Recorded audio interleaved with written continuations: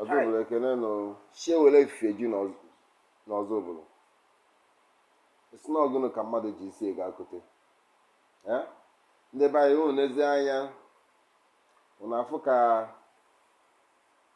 nyanwụ ugo si belu na mgbawu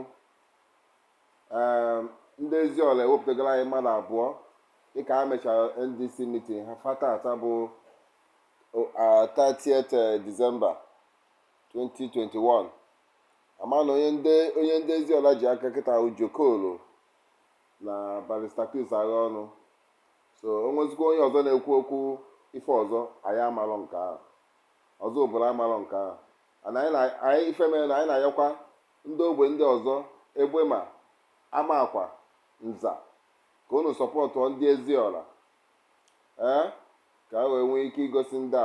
ndebe ife nda ka anyị kpọọ fa nda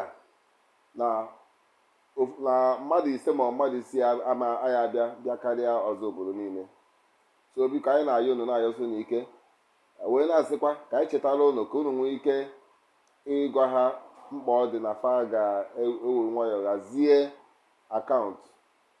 etu ha si wee chi ọzọ obodo agrimenti ha megasịrị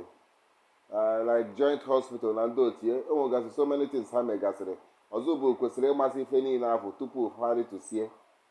so onye a na-agbagharị ịchọ onye ahụ etie ka anyị ghara inwe ife na-eme na ọma wọk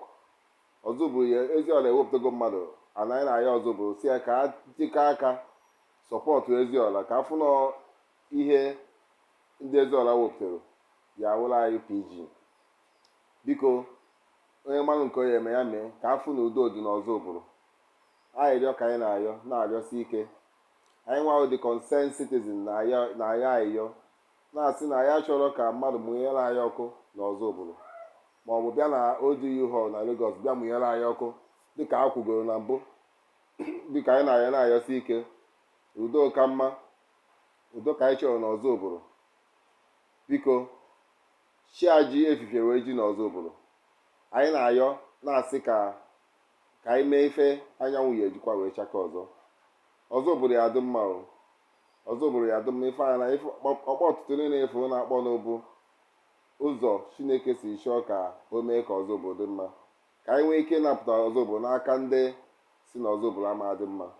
ndebe anyị daalụnụ ka chi fono.